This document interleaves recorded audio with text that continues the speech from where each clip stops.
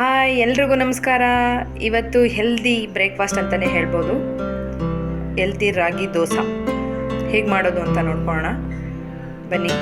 ಇಲ್ಲಿ ನಾನು 3/4 ಲೋಟ ಅಕ್ಕಿ ತೊಗೊಂಡಿದ್ದೀನಿ, 3/4 ಲೋಟ ರಾಗಿ ತೊಗೊಂಡಿದ್ದೀನಿ.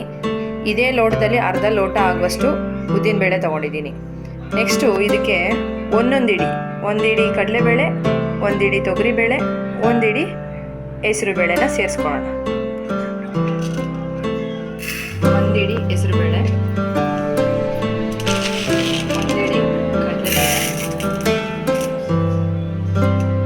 ನಾನಿಲ್ಲಿ ತೊಗರಿಬೇಳೆನ ಮೊಸರುದಾಲ್ ತೊಗೊಂಡಿದ್ದೀನಿ, ಅದೊಂದು ಒಂದು ಇಡಿ ತೊಗೋತಾ ಇದ್ದೀನಿ.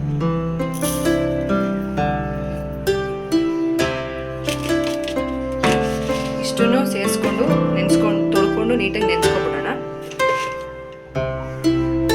ತೊಳ್ಕೊಂಡು ಒಂದು 3-4 ಸಲ ನೆನೆಸ್ಕೊಂಡಿದ್ದೀನಿ. ಇದನ್ನು ರಾಗಿ ಹಾಕಿರೋದ್ರಿಂದ ಒಂದು 6 ಅವರ್ ನೆನೆಯಕ್ಕೆ ಬಿಡೋಣ. 6 ಅವರ್ ಆದಮೇಲೆ ರುಬ್ಕೊಳ್ಳೋಣ. ನೆಂದಿದೆ, 6 ಅವರ್ಸ್ ಆಗಿದೆ. ಇದನ್ನು ರುಬ್ಕೊಬಿಡೋಣ. ರುಬ್ಕೊಂಡಿದ್ದಾಗಿದೆ ಇದನ್ನು ಓವರ್ ನೈಟು ಹುಳಿ ಬರಕ್ಕೆ ಬಿಟ್ಬಿಡೋಣ.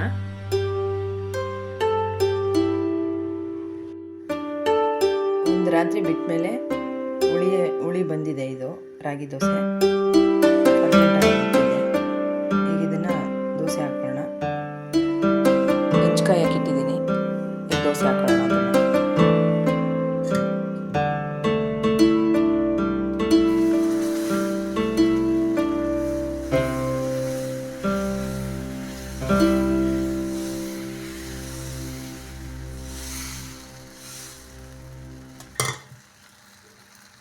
ಇದನ್ನು ಬೇಯಿಸ್ಕೊಳ್ಳೋಣ.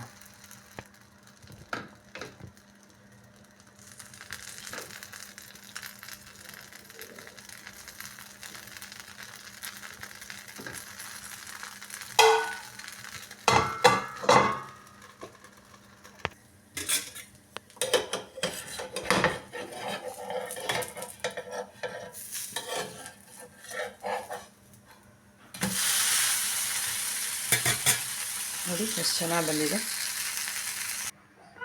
ನೋಡಿ ಎಷ್ಟು ಕ್ರಿಸ್ಪಿಯಾಗಿದೆ ಅಂದರೆ ತುಂಬ ಚೆನ್ನಾಗಿದೆ. ಬೀಟ್ರೋಟ್ ಪಲ್ಯ ವಿತ್ ಚಟ್ನಿ ಜೊತೆ. ಈ ರೆಸಿಪಿ ನಿಮ್ಗೆ ಇಷ್ಟ ಆಗಿದರೆ ದಯವಿಟ್ಟು ಸಬ್ಸ್ಕ್ರೈಬ್ ಮಾಡಿ, ಫಾಲೋ ಮಾಡಿ. Thank you for watching my video.